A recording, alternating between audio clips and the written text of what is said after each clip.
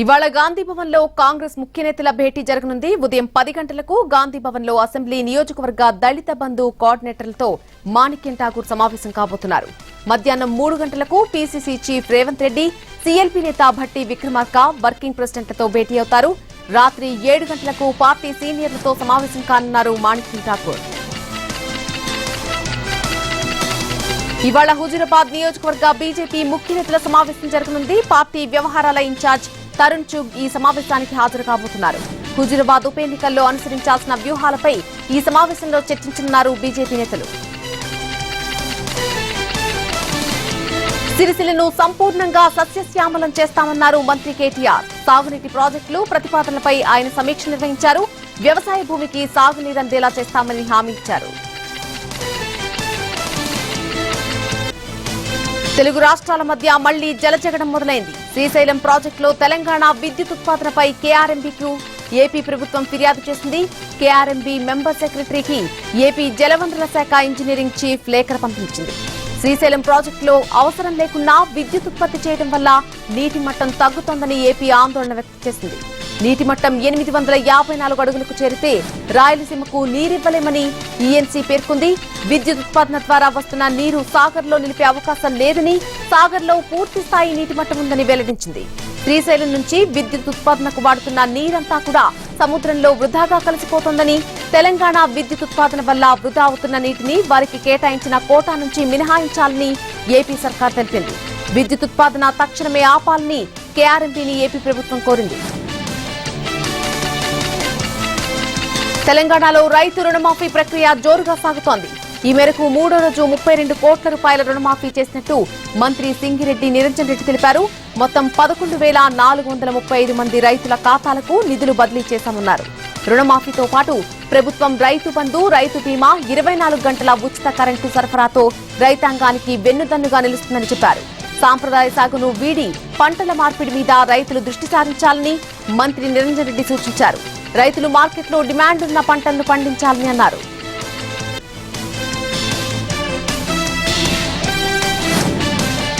తెలంగాణలో అంగన్వాడీ టీచర్లు, సహాయక సిబ్బంది వేతనాలను తెలంగాణ ప్రభుత్వం పెంచింది. 30% మేర పెంపు అమలు చేస్తూ మహిళా శిశు సంక్షేమ శాఖ ఉత్తర్వులు జారీ చేసింది.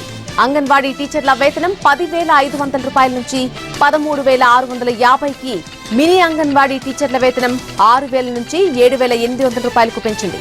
అంగన్వాడీ కార్యకర్తల వేతనం 6,000 నుంచి 7,800 వరకు పెంచడం జరిగింది. అంగన్వాడీ టీచర్లకు పెరిగిన వేతనాలు జూలై నుంచి అమలు కానున్నాయని ప్రభుత్వం స్పష్టం చేసింది. ఏపీలో ఆధార్ నమోదు కేంద్రాలు కిటకిటలాడుతున్నాయి. రేషన్ కార్డుల కోసం పిల్లలకు ఈ కేవైసీ కూడా తప్పనిసరిగా నమోదు చేయాలని చెప్పడంతో ఆధార్ కేంద్రాల వద్ద తెల్లవారుజాము నుంచే బార్లు తీరారు జనం. అయితే ఆధార్ అనుసంధానం విషయంలో ప్రజలు హడావుడి పడాల్సిన అవసరం లేదని చెప్పారు AP civil supplies commissioner Kona Sasidhar. పెద్దలకు నెలాఖరు వరకు గడువుందని, పిల్లలకు సెప్టెంబర్ చివరి వరకు అవకాశం ఉందని చెప్పారు. ఆధార్ సీడింగ్ జరగకున్నా రేషన్ ఆగదని స్పష్టం చేశారు. విశాఖ నాతవరం మండలంలో నేషనల్ గ్రీన్ ట్రిబ్యునల్ అధికారులు, జిల్లా యంత్రాంగం పర్యటించింది. లేటరైట్ మైనింగ్ ప్రాంతంతో పాటు సమీపంలో చేపట్టిన రోడ్డును పరిశీలించింది. సమీప గ్రామ గిరిజనులతో కాసేపు మాట్లాడింది. ఈ ప్రాంతంలో మైనింగ్ నిలిపివేయాలంటూ గ్రామస్తులు అధికారులకు వినతి పత్రం అందించారు. జాతీయ ఉత్తమ ఉపాధ్యాయుల అవార్డులు ప్రకటించిన కేంద్రం దేశవ్యాప్తంగా 44 మంది ఉపాధ్యాయులను పురస్కారాలకు ఎంపిక చేసింది. ఇందులో తెలుగు రాష్ట్రాల నుంచి 4 ఉపాధ్యాయులు ఎంపికయ్యారు. ఏపీ, తెలంగాణ నుంచి 2 చొప్పున సెలెక్ట్ చేయడం జరిగింది. విశాఖ లింగరాజుపాలెం హైస్కూల్ ఉపాధ్యాయుడు భూషణ్ శ్రీధర్ ఎంపిక కాగా, చిత్తూరు ఎంపాయిపల్లి ఐరాల హైస్కూల్ ఉపాధ్యాయుడు మునిరెడ్డి పురస్కారాలు అందుకోబోతున్నారు. ఆసిఫాబాద్ జిల్లా MPPS Savarkhed acting HM Rangaiah, Siddipet Indiranagar ZPHS head master Ramaswamy ఎంపికయ్యారు. తెలంగాణ ఎడ్సెట్ పరీక్షను ఈ నెల 24, 25వ తేదీల్లో నిర్వహించబోతున్నారు. కరోనా నిబంధనలు పాటిస్తూ కట్టుదిట్టంగా పరీక్ష నిర్వహించేందుకు అవసరమైన అన్ని ఏర్పాట్లు చేస్తున్నామని ఎడ్సెట్ కన్వీనర్ రామకృష్ణ తెలిపారు. 2 విడతలుగా పరీక్ష జరుగుతుందని, తొలుత ఉదయం 10 గంటల నుండి మధ్యాహ్నం 12 గంటల వరకు, తర్వాత మధ్యాహ్నం 3 గంటల నుంచి సాయంత్రం 5 గంటల వరకు 2 సెషన్లలో పరీక్ష నిర్వహిస్తామని చెప్పారు. ఈ పరీక్షకు 42,339 మంది అభ్యర్థులు దరఖాస్తు చేస్తున్నారని, వీరి కోసం తెలంగాణలో 45 పరీక్షా కేంద్రాలు, ఏపీలో 4 సెంటర్లలో పరీక్ష నిర్వహిస్తున్నామని తెలిపారు. రాష్ట్ర ప్రభుత్వం జారీ చేసే ఉత్తర్వులను ప్రజలకు అందుబాటులో ఉంచాలని తెలంగాణ హైకోర్టు ఆదేశాలు జారీ చేసింది. జీవో విడుదల చేసిన 24 గంటల్లో వెబ్సైట్లో అప్లోడ్ చేయాలని ప్రభుత్వాన్ని హైకోర్టు ఆదేశించింది. వాసాలమరిలో దళిత బంధు అమలుపై హైకోర్టులో విచారణ జరిగింది. పిల్పై సీజే హిమా కోహ్లీ, జస్టిస్ విజయసేన్ రెడ్డి ధర్మాసనం విచారణ జరిపింది. నిబంధనలు ఖరారు చేయకుండానే దళిత బంధును నిధులు విడుదల చేశారని పిటిషనర్ తెలిపారు. అయితే దళిత కుటుంబాలన్నిటికీ దళిత బంధు వర్తిస్తుందని నిబంధనలు ఖరారు చేసినట్లు అడ్వకేట్ జనరల్ విఎస్ ప్రసాద్ కోర్టుకు వివరించారు. దీంతో జీవోలు ప్రజలకు అందుబాటులో ఉంచడానికి ఇబ్బంది ఏంటని హైకోర్టు ప్రశ్నించింది. జీవోలన్నీ 24 గంటల్లో వెబ్సైట్లో పెట్టాలని రాష్ట్ర ప్రభుత్వాన్ని హైకోర్టు ఆదేశించింది. తెలంగాణ హైకోర్టు న్యాయమూర్తులుగా 7 పేర్లను సిఫార్సు చేసింది సుప్రీంకోర్టు కొలీజియం. న్యాయాధికారుల కోటాలో ఈ 7 పేర్లు సిఫార్సు చేసింది. శ్రీసుధా, సుమలత, రాధారాణి, లక్ష్మణ్, ఎన్ తుకారాం, వెంకటేశ్వర రెడ్డి, మాధవీదేవిల పేర్లను హైకోర్టు జడ్జిలుగా ఆమోదం తెలిపింది సుప్రీం కొలీజియం.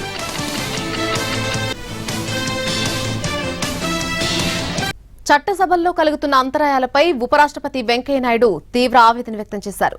ప్రజా జీవితంలో ప్రమాణాలను పెంచడంలో చట్టసభల సభ్యులు ఆదర్శప్రాయంగా నిలవాలని అన్నారు. ఇటీవల పార్లమెంట్లో జరిగిన సంఘటనలు ప్రస్తావిస్తూ కొందరు సభ్యుల చెడు ప్రవర్తన తన్ను బాధించిందని అన్నారు. సభ్యులు యువతరానికి ఆదర్శప్రాయంగా మెలగాలని పిలుపునిచ్చారు. చట్టసభల లక్ష్యం చర్చించడం, నిర్ణయాలు తీసుకోవడమేనని, అంతరాయం కలిగించడం కాదని అన్నారు వెంకయ్యనాయుడు. భారత్ కు కొత్తగా వచ్చిన దౌత్యవేత్తలతో రాష్ట్రపతి రామ్నాథ్ కోవింద్ వర్చువల్ గా సమావేశమయ్యారు. హోలీసీ, నైజీరియా, ఆస్ట్రియా రిపబ్లిక్ అలాగే కొరియా రిపబ్లిక్ దౌత్యవేత్తల క్రెడెన్షియల్స్ ను స్వీకరించి వారిని అభినందించారు. ఇండియాలో దౌత్యవేత్తల పదవీకాలం విజయవంతం కావాలని ఆకాంక్షించారు. ఈ 4 దేశాలతో భారత్ కి సన్నిహిత సంబంధాలున్నాయని అన్నారు. భారత్ తో పాటు ఈ 4 దేశాల ఉమ్మడి లక్ష్యం శాంతి, సౌభాగ్యాలని తెలిపారు రాష్ట్రపతి. అనంతరం దౌత్యవేత్తలు కూడా తమ దేశాల నాయకత్వం తరపున శుభాకాంక్షలు తెలిపారు.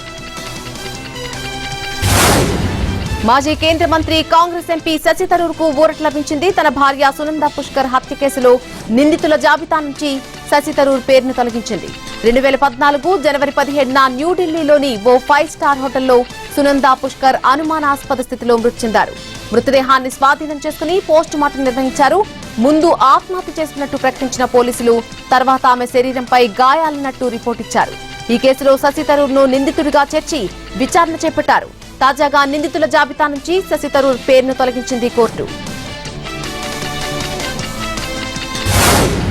తెలంగాణ గవర్నర్ తమిళిసై మాతృమూర్తి కృష్ణకుమారి పార్థివ శరీరం చెన్నై చేరుకుంది.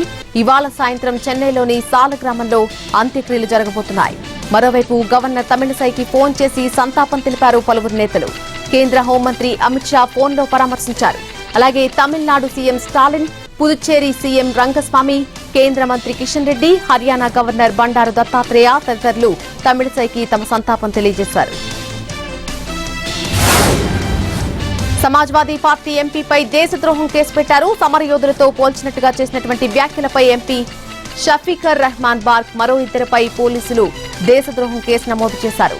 తాలిబాన్లను భారత స్వాతంత్ర సమరయోధులతో పోల్చారని, వారి విజయాన్ని సంబరంగా జరుపుకున్నారని చంబల్ జిల్లా పోలీసులు తెలిపారు. భారత ప్రభుత్వం ప్రకారం తాలిబాన్ ఒక ఉగ్రవాద సంస్థ. అయితే తాలిబాన్లపై చేసిన వ్యాఖ్యలు రాజద్రోహంగా పరిగణించొచ్చని పోలీసులు పేర్కొన్నారు.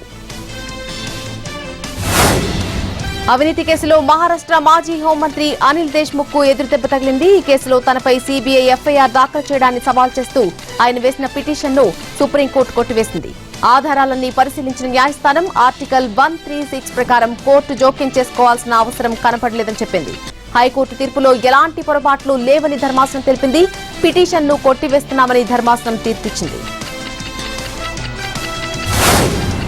కర్ణాటక కొడగు జిల్లాలో నీలకురించి పుష్పాలు కనువిందు చేస్తున్నాయి. 12 ఏళ్లకొకసారి వికసించే నీలకురించి పువ్వులు మండలపట్టి కొండ వద్ద ఆకట్టుకుంటున్నాయి. 12 ఏళ్లకొకసారి పుష్పించడంతో వీటిని చూసేందుకు పర్యాటకులు తరలివస్తున్నారు.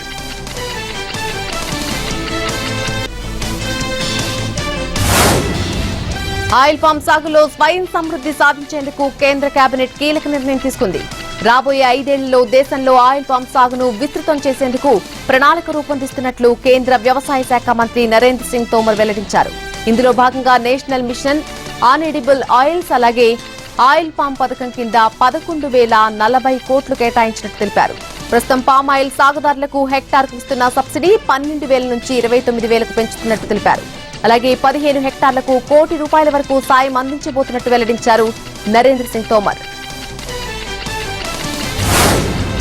భారత శాస్త్రవేత్తలు ఒక కొత్త రకం మొక్కను కనుగొన్నారు. అండమాన్ దీవుల్లో ఉన్న ఆర్చిపెలాగోలో కనుగొన్న మొక్కకు జలకన్య అని పేరు పెట్టారు. ఈ మొక్కను ఆర్చిపెలాగో దీవిలో 2019లో గుర్తించారు. అయితే ఇది కొత్త రకం మొక్క అని నిర్ధారించడానికి 2 ఏళ్ల సమయం పట్టింది. ఈ మొక్కలో గొడుగు ఆకారంలో ఉన్న ఆకుల్లో జలకన్య కనిపిస్తోందని, అందుకే ఆ పేరు పెట్టినట్టు శాస్త్రవేత్తలు తెలిపారు.